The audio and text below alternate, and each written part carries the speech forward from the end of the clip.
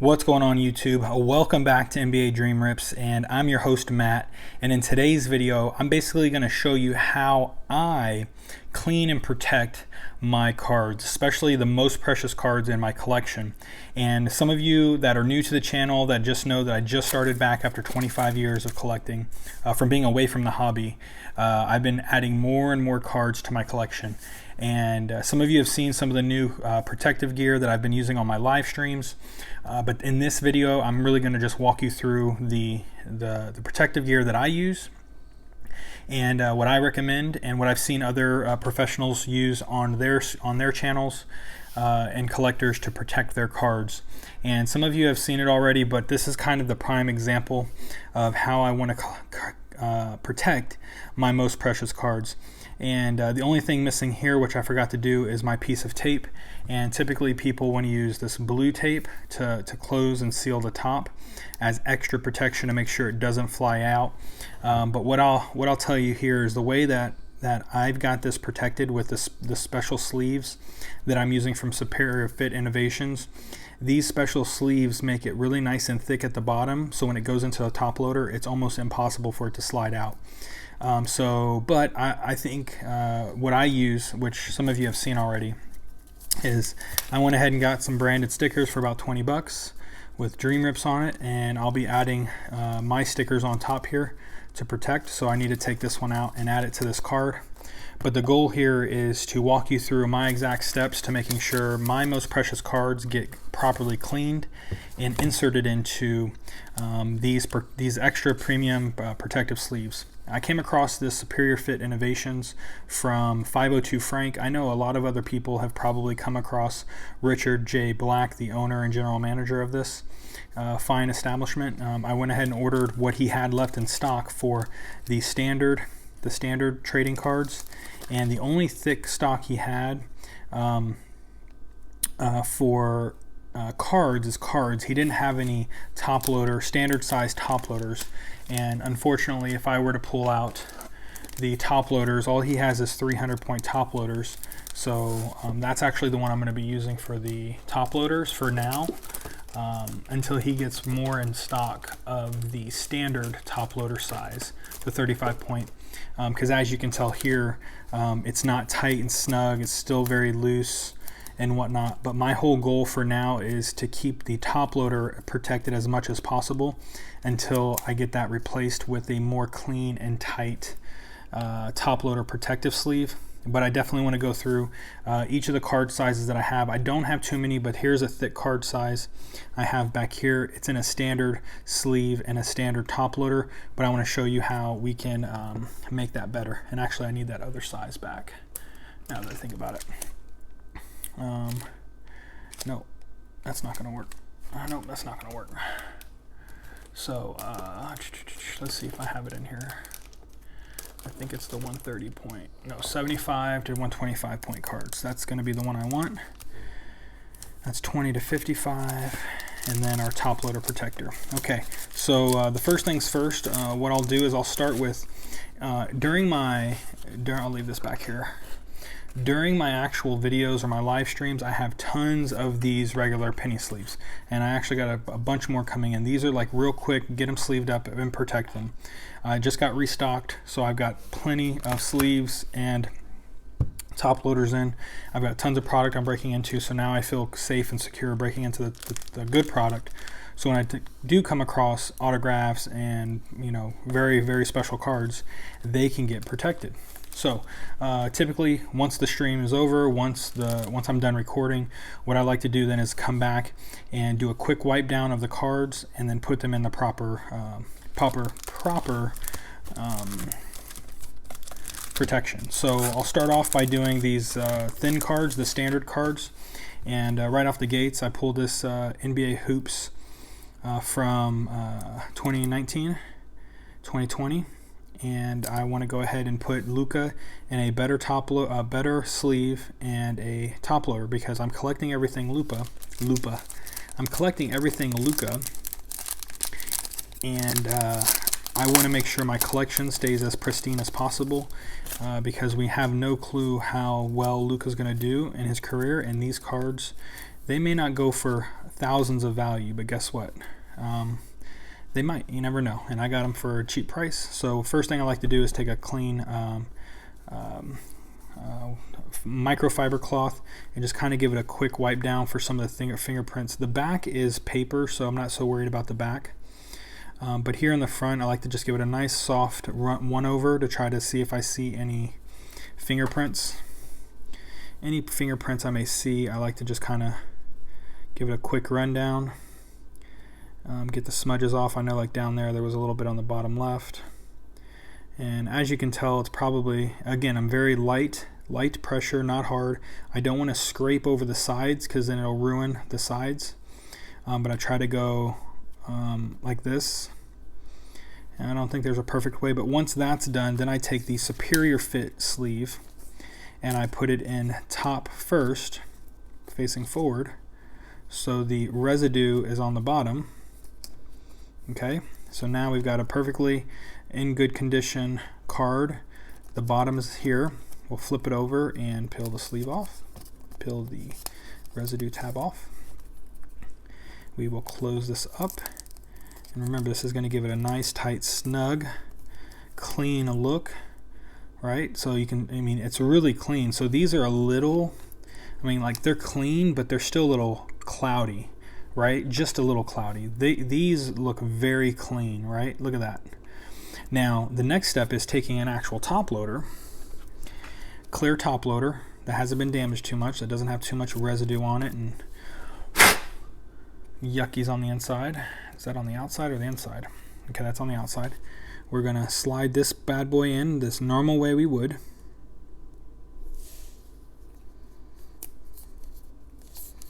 And it's a little thick to put in there, and this is just a thin card, and the reason why is from the guy who made these protective sleeves. He has a YouTube channel, and that patch down here, it's a little bit thicker down here, so it helps the card stay inside the sleeve so it doesn't move out. Like there's no way this card's coming out, right? And but obviously most of our collectors out there want to have that special extra touch to their collection. So I went ahead and paid about 20 bucks to get some custom stickers made, just because that's what I do. And what I'm going to do is I'm going to not cover up the card so we can still see the card. And we're just going to put it right here, and we're just going to flip it over and secure the card up. Now the card is completely secured. There's no way this card will ever leave this top loader. Now, because we want the card to look good all the time, we want to we'll save these still. These still get saved for another use. Now we want to put these in a top loader protective sleeve. Now these top loaders here from the same person, these here are for a normal 360 point top loader. Unfortunately, he ran out of the standard size top loader, so I'm using these for now. I'm going to slide that in there, just top bottom, and I'm going to close the bottom up just like this. Oh, this is difficult sometimes. And the purpose of why his are so cool, unfortunately not for this example, is if you have the right size, it's supposed to mitigate all this flapping that goes on and around. And unfortunately, there's too much flapping going on because these are the wrong size. But now you can see these are two highly protected cards for my collection. And I'll come back and add that sticker to John Moran. I won't do it right now, but that's number one. That's what I do with all my special cards. That's what I'll be doing from the end of time to keep everything special, regardless if I am keeping it or sending it home, or not sending it home, but selling it. Man, it's late. So here's one of the camera dishes that I pulled from Contenders. It's a nice little relic. It's already in a top loader here, but I want to see if it'll fit in the standard 20 to 55 point first, which it may not. I got to double check to see what size this is. But the same thing here. I'm gonna pull it out of here.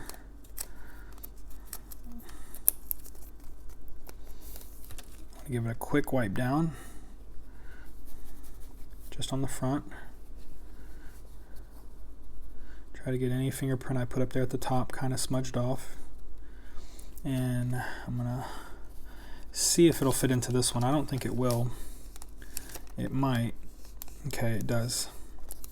Very snug fit. That's what we want. It's not bending the edges. Just double checking to make sure the edges aren't getting bent. All right. Now we're going to take the top off. We're going to seal this bad boy up. Perfect. Now we're going to go right back to putting that away.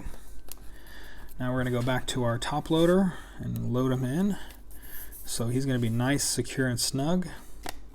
And the size of these top loaders are the super thick top loaders, 3x4.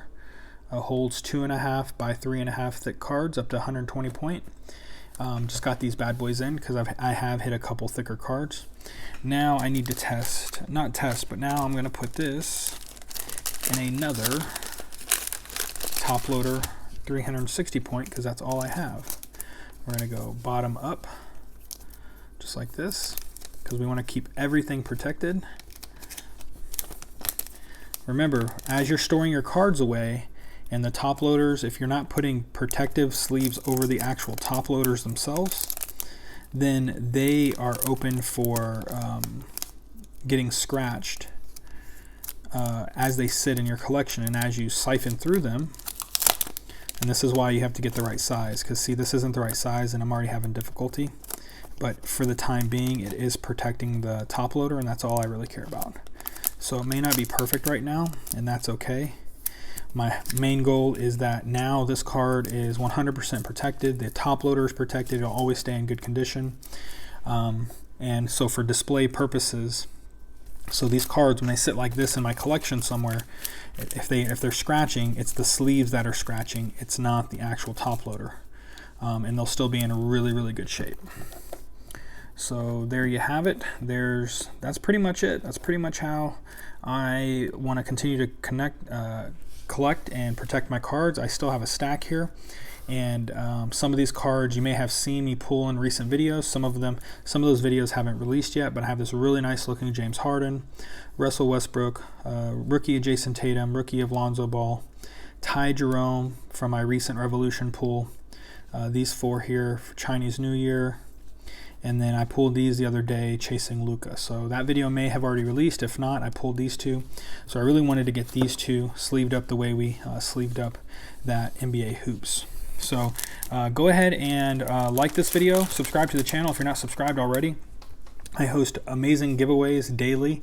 This video, there won't be any giveaways on this video, but you know what to do, Dream Squad. Leave a comment, watch the video all the way through, share it with your friends, and hopefully I'm giving some people some tips on how to securely protect their cards. But yeah, I'm basically just gonna ramble on, talk maybe a little bit about the Last Dance that just came out with Michael Jordan. Let me know in the comment section down below if there's anything you guys liked in particular about the first two episodes that released. I thought it was really good, to be honest, and I look forward to seeing the rest of the series, the 10-part series, because it's nice to relive those years. And as a Houston Rockets fan, it brings up old memories for people who say, oh, well, the Rockets would not have won those 2 years if Jordan hadn't retired and left. And, there's always the what ifs, but he did leave. But I do believe that the Rockets in those 2 years were at the top. They would have been the ones to take down Jordan and the Bulls those 2 years. I really do believe that. And obviously it'll always be up for debate, only because it didn't happen. We'll never know. We can't go back and play that in our heads. That's all we can do is play it in our heads. But that would be fun. I mean, I wish we could, simulate stuff like that. Really have, said, hey, go back in time. Hey, Jordan, don't retire. Stay in the league, and let's play it out and see if the Rockets would have won. I really would have loved to have seen that transpire, because then it's like everything we do, all right? It's even like modern basketball. If we talk about how, like, if only Chris Paul, Kawhi Leonard, and Kyrie Irving, only if they didn't hurt themselves, then that would have prevented the Warriors from the 3 championships, right? because those people talk about how those were pivotal, very big, key, and pivotable. Am I saying that right? Pivotable moments in those 3 seasons, where the Warriors were faced against Cleveland with the Kyrie and LeBron, a Kawhi Leonard in that first round, where Kawhi was putting the business to the Warriors in that first round when he was on the Spurs before he got injured, and and then of course Chris Paul going down for the Rockets. So there's arguments to say that if those 3 injuries didn't happen in those 3 runs for the Warriors, then the Warriors may not even be world champions, right? Oh, I forgot. I hate doing this, but I don't like letting the residue go down. I got chitty chatty, and I forgot to add my sticker at the top. Like I said, I most likely don't need the sticker because the way the cards are saved, the way the new card sleeves are used, that extra padding down here keeps them in here. But I like to obviously put my personal touch on my cards and make sure they're really secured for the time being. And this is also for when I go to resell these or give them away in a giveaway, then the person who receives these items will appreciate my ability to keep the cards clean and protected at all costs. So hopefully once they've been pulled, they automatically go into a protective sleeve, and they go through my cleaning process to be entered into my personal collection. Next up is going to be Dame Lillard. But yeah, I mean, I could talk basketball all day, and as playing the sport growing up, playing it a little bit in high school on the varsity team, and then playing a little community college here in Southern California. I've always been intrigued after my senior year of high school of learning more about the game, and I think that most of the people who I've played with in the past and even today will kind of give me some credit that the IQ, like my IQ of basketball, right, is super high. I've always gotten that as a compliment wherever I've played. I may not have been the best player, the most athletic player. I did my part, but I would like to say my strength is really knowing the game, being able to break the game down during the game, right? Like realizing and understanding how people aren't reacting to certain sets, and giving my teammates the confidence they need to take those shots, take those pressured shots, and do what they have to do. But I see the game differently than most, and some people can't see that. And just like when we want to argue the championships, the series, the Western Conference Final Series over the last few years with the Rockets and the Warriors. There's a lot to be said there. Everyone comes back at me with the normal headline, that ESPN run, which is, you can't win a playoff series by going 0 for 27, right? Well, you need to look deeper than the headline. The headline is the headline. Of course you can't win going 0 for 27, but what led them to making them shoot 27 threes and then them going 0 for 27? Let's think about that. That's what I want to bring attention to everybody in those series. Right, is in both of those series, back-to-back years, especially in one of them, the Rockets held a commanding lead going into the half, and coming out of the half, we got basically steamrolled by the best scoring team in the year of the Golden State Warriors. And any team in that situation where you're going into the half and you got the lead, and the best scoring team on you comes out and has not a turnover, but was able to come and turn it around by 15 points and take a 15-point lead by the end of the third quarter. That's ridiculous. And there's a lot of things that go into momentum shifts, and if students of the game, real knowledgeable basketball players of the game will realize that there was definitely a narrative for the Golden State Warriors to meet up with the Cleveland Cavaliers again. It's better for business for the NBA. The NBA didn't want to see the Rockets facing the Cavaliers. They wanted the matchup of Steph Curry, a global name, a global brand. Same with the Warriors. The Warriors are huge globally, up against LeBron James, who is a global figure, global icon. And So when you look at some of the no calls in that series, where it's on TV, people, I'm not crazy. Everyone sees the same replay that I see. And when you watch those replays, which I've done, there has been plenty of times when we had that 13, 14 point lead starting out the third quarter, when Harden goes to the basket, gets no calls, and then on the few of the 3-point attempts where he did get fouled, but they called it off when it was clearly he was making a shooting motion. And it would have been a four-point play, extending the lead, starting the third quarter. And then when you have the team, and I give Golden State Warriors credit. They were at that time the most dominant offensive team in the league, hands down. You give them an extra inch. You give Klay Thompson, you give Steph Curry just an extra inch or an extra second to get a shot off. You are going to be in a world of hurt, and that's what happened. They were able to come back and get those extra inches and those extra seconds to get off those shots. Now, when you're up by 13, 14, 15 going into the half, and you come out in the second half and start putting up goose eggs because you're trying to play catch up, because the opposing team just lit you up for like 30 points to your 10 in the third quarter, what are you going to do in the fourth quarter? You're going to go right to desperation mode. And we're a shooting team as well. And you can, in the way we play and the way that these teams play, you are going to win or die by the three.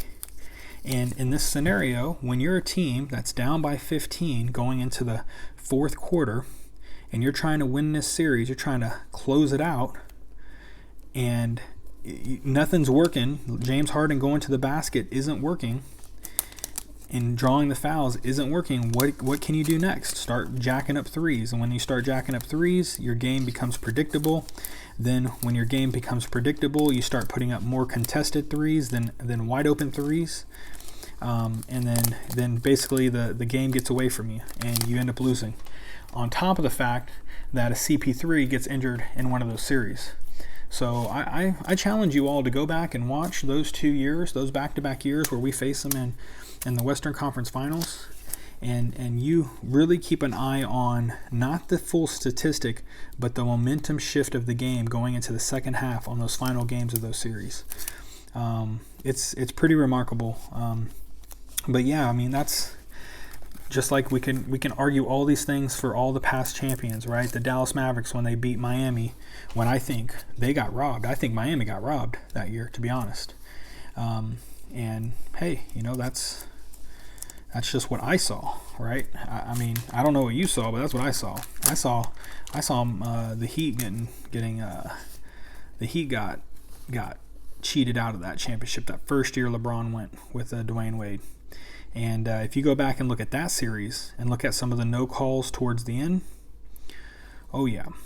And the same goes for the Oklahoma City against, no, and I take it back, Oklahoma against Miami in that second year when OKC was there with Harden, Russell, and Kevin Durant.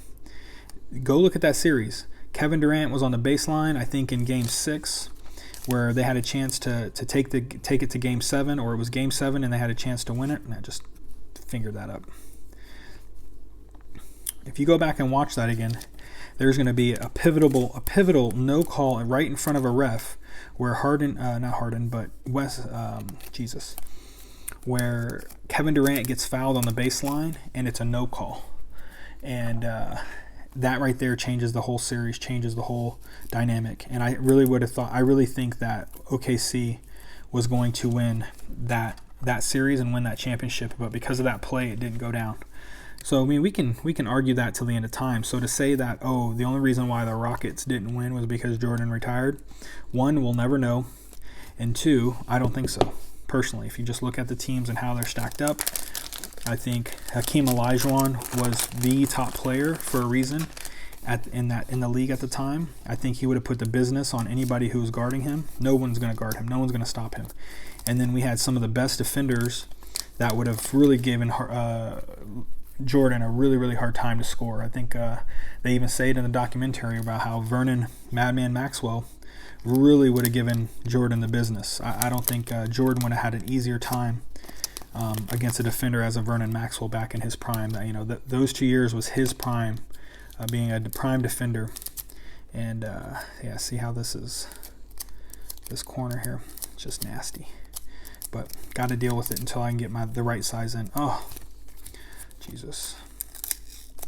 Did it again. Get chitty chatty about my Rockets and forgetting to add my nice little touch. Now you may be asking yourself, like, Matt, why are you sleeving up these base cards, these inserts of random players? First off, they're Houston Rockets. So anybody who becomes a Houston Rocket, I will become a fan of them while they're a Houston Rocket. But once they leave, depending on where they go, I may not be a fan of them anymore. But I do want to try to collect all Houston Rocket memorabilia, especially cards, of every player. So as you can see, I'm, Harden and Westbrook are current Rockets. But like Clint Capella is not a current Rocket. I still collect his cards. Patrick Beverley is not a current Rocket, but when his Houston Rockets card crosses my hands, I will collect it. For the pure fact of, if you're a fan, a fanatic, that's what fan is short for, fanatic. If you're a fanatic about your team, you want to hold on to as many things from your team as possible, right? So that's why I do it. And who do I not have here? I need to put a top loader on Ja. I don't plan to put a top loader on this, not a top loader, but a sticker on here, but I need to put a sticker on Ja. So let me go ahead and get that up and out of the way. I've got them so nicely packed, I just don't want to undo them. He was packed tight nicely in there, but just really trying my best to keep these cards nice and clean, protected, for my not only my connection, but my collection, but for the future owner of this card. Because some of these will get sold at a certain point. Once the value hits a certain number, these will be up for sale. And obviously right now, if the price is right, they can be up for sale right now. So if you see anything in my personal collection that's not my favorite players, like a Ja Morant, like this card here, he's a good player. I'll keep this card for a while because it is a nice card. It may go up in value, may not, depending on his career. But if you want to buy it off of me, if the price is right, I'll sell it. Just like this Damian Lillard, 22 of 25. This Del Curry, I'd like to probably keep in my collection for a while because it is Del Curry. Too bad it's not numbered. Definitely going to put this Cam Reddish up for sale or for a giveaway. And then the same with Luka, right? It's just a base card. It's just a base insert from NBA Hoops. Nothing special. It's a sophomore year. Why keep this super protected? If Luka goes on to have a really, really Hall of Fame type career, which he's showing signs that he will, if he can win a couple championships, maybe an MVP, maybe some scoring titles, who knows, right? These base cards go up in value, and the fan of a Luka that can't afford the $2,000, the $5,000, and the $10,000 cards now because they're too expensive because of his career, they're going to come looking for these base cards that most people didn't keep to, most people didn't hold on to, or they're not in good condition. Well, guess what? Again, long play here, right? But now you get to see kind of how I'm storing and keeping my cards. I've got a few more here I'm going to load up. Like I said, these are the cards I really wanted to protect. Just one because they're really super nice. And some of them I may sell. Well, I'm not selling these two. The Jason Tatums and the Lonzos. Maybe the Jason Tatum. Lonzo's staying with me for a while.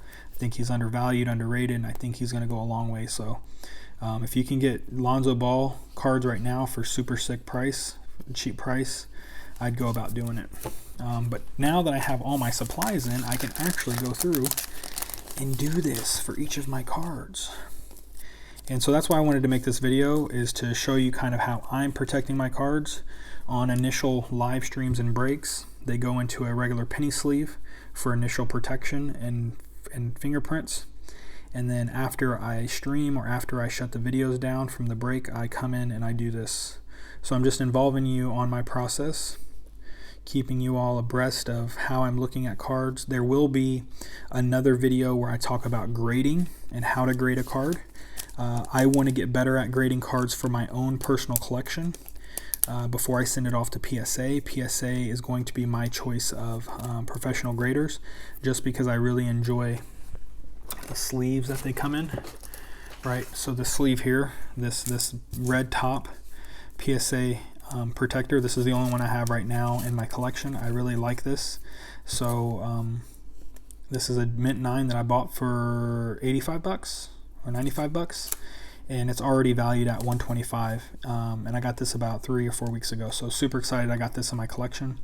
But I want to be able to grade my own cards, and I know there's a process before sending them out, and I want to make sure that they stay protected as long as they're in my custody.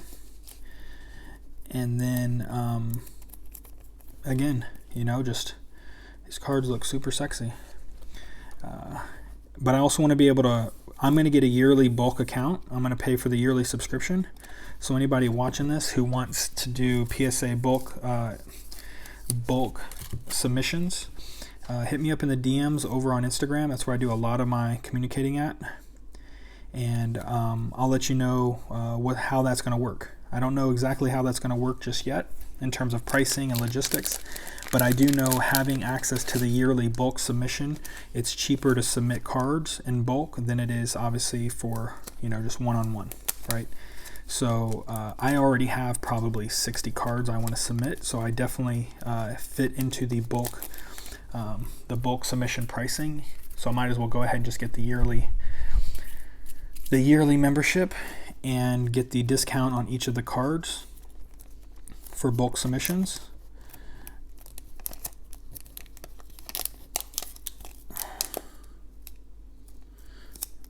I'm just trying to keep this lip from being so bad. Again, this is just what I have to do for right now. These weren't that expensive. These were actually fairly priced for a pack of like a 50 or 100. Yeah, 50 of these, fairly priced. I don't have any 30-point card top loaders really right now, but I need to. I got some to have, but his other size for the standard top loaders was out, so I had to get these. Which, you know, got to do what you got to do to protect the cards. You know, you may not think this card sitting in these sleeves, oh, sleeve is good, just put in a top loader. Yeah, but you know what? I want to go the extra mile. I really want to protect my cards. I have my investments in players like Alonzo Ball, right? So like this card here, is it the fanciest of cards for Alonzo Ball? Absolutely not, right? It's not numbered. It's not like a special Prizm or a parallel. It's just a base prestige rookie card. But remember, it's a base.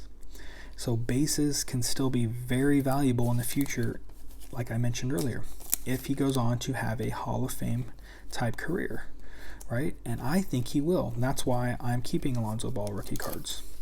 Because remember, they're only a dime a dozen. Once these rookie cards, the rookie cards that are out there are the rookie cards that are out there.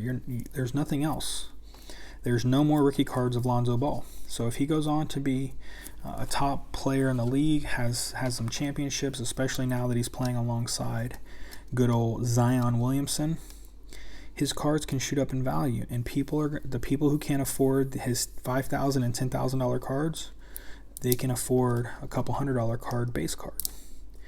And I'm willing to make that bet and investment on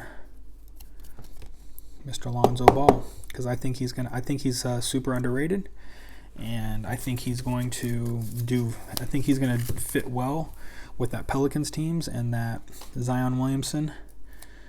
So yeah, keep a lookout for Mr. Alonzo Ball. He's really going to show some people, especially the Lakers, that I shouldn't have got rid of him. I think he had the potential to be really, really good. I think he was way better than Rondo at Rondo's stage in his career. I really do think so, and I don't think they gave him enough opportunities to prove himself as a Laker.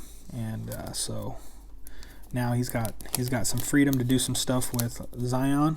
He's already showing glimpses of stardom, and I think he's only going to get better over time. So there you have it, just why I'm protecting my cards. I've got a ton more. I've got a whole lot more. This is just a select few that I picked right now for this video, because this video is obviously getting kind of long. So what I'm going to do is I'm going to go ahead and end the video. I'm going to finish sleeving these up. But thanks for sticking around this long. If you stuck around to 35 minutes into the video, then yeah, leave a comment down below. Let me know you stayed until the 35-minute mark, and I will reach out to you and just send you a special message of thanks. Don't know if I'm going to give you anything or not yet. Maybe I will, maybe I won't. I don't know. It depends on how many people watch the entire video for 35 minutes. So thanks for subscribing. Thanks for watching the video. Share the video. Keep a lookout for all the recent awesome giveaways, and let's push this channel to 500 subscribers so we can break open into that 500 subscriber giveaway prize. All right, love your faces. Peace.